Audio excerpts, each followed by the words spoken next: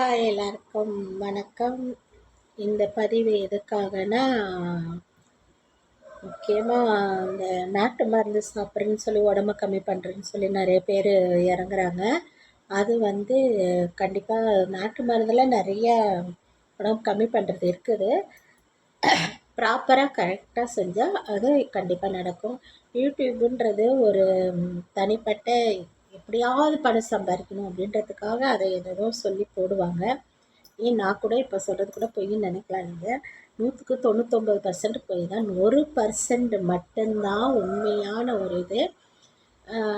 அதை இதை சொல்கிறாங்கன்னு சொல்லி நீங்கள் சாப்பிட்டுக்கிட்டு நான் மதுரையில் ஒரு பொண்ணு அந்த மாதிரி பண்ணியிருக்கிறாங்க. பாவம், ரொம்ப கஷ்டமாக இருக்குது. அவங்க அப்பா அழுவும் போது ரொம்ப மனசு கஷ்டமாக இருந்துச்சு. அந்த மாதிரி எதுவும் சாப்பிட்றாதீங்க.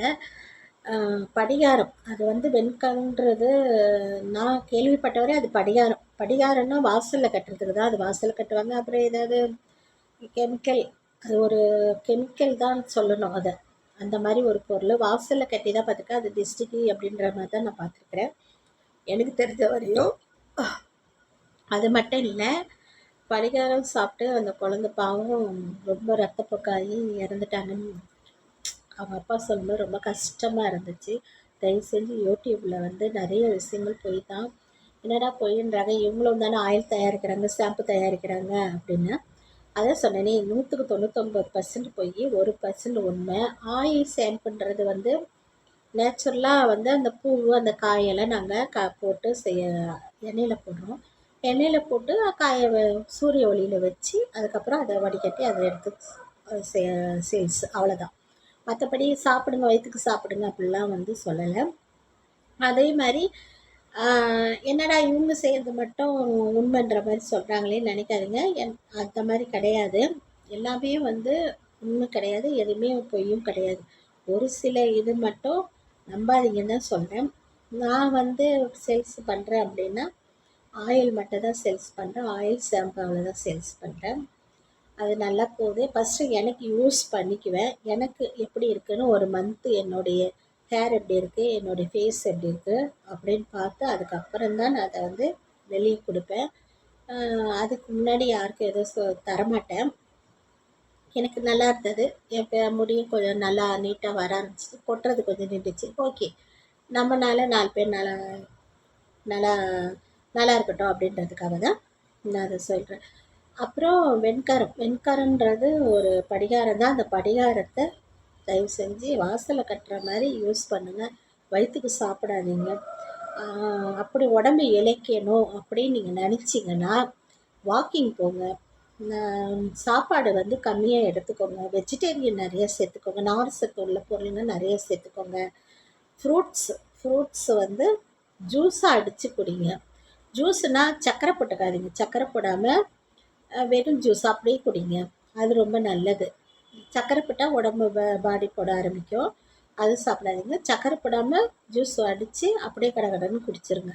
அது உடம்புக்கு நல்லது. நிறைய காய்கறிங்க, ஃப்ரூட்ஸு நிறைய எடுத்துக்கோங்க. சாப்பாடு லிமிட்டாக கம்மி பண்ணிக்கோங்க. ஒரு பவுல் சாப்பாடு போதும், கம்மியாக சாப்பிட்டா போதும்.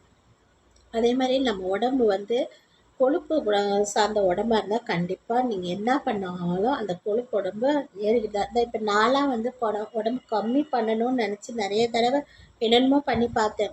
75 கிலோ வரையும் 70 கிலோ வரையும் கம்மி பண்ணேன். அப்புறம் அப்படியே உடம்பு கேர் அடிக்க ஆரம்பிச்சிருச்சு. எனக்கு கேர் ஆக ஆரம்பிச்சிருச்சு. அதை வேலைக்கு ஆகாது அப்படின்னு சொல்லிட்டு, சரி நம்ம எப்படி இருக்குமோ அப்படியே இருந்துட்டு போவோம் அப்படின்ட்டு தான் இப்போ திரும்ப பழையபடி சாப்பிட ஆரம்பித்தேன்.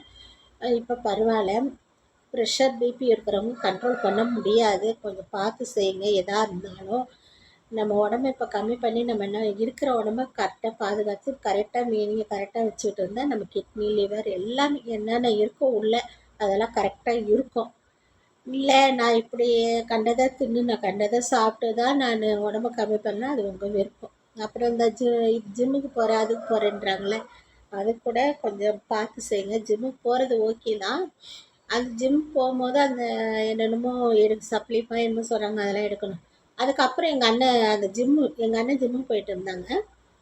அதுக்கப்புறம் அதை நிப்பாட்டினோன்னா அவன் உடம்பு என்னமோ தொலைன்னு ஆயிடுச்சு. ஒரு மாதிரி தப்பு போட்ட மாதிரி ஆயிடுச்சு. அதனால அது கூட நீங்கள் வந்து பார்த்து தான் செய்யணும். எதாக இருந்தாலும் பார்த்து செய்யுங்க.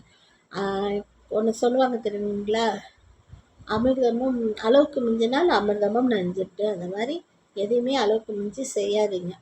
கரெக்டாக நம்ம சாப்பிட்ற ஃபுட்டை வச்சு தான் நமக்கு வந்து நம்ம உடம்பும் கரெக்டாக இருக்கும். அதே மாதிரி மீன்ஸ் தலைக்கு ஊற்றுற டைமில் என்ன சாப்பிடணுமோ அதை கரெக்டாக சாப்பிடுங்க.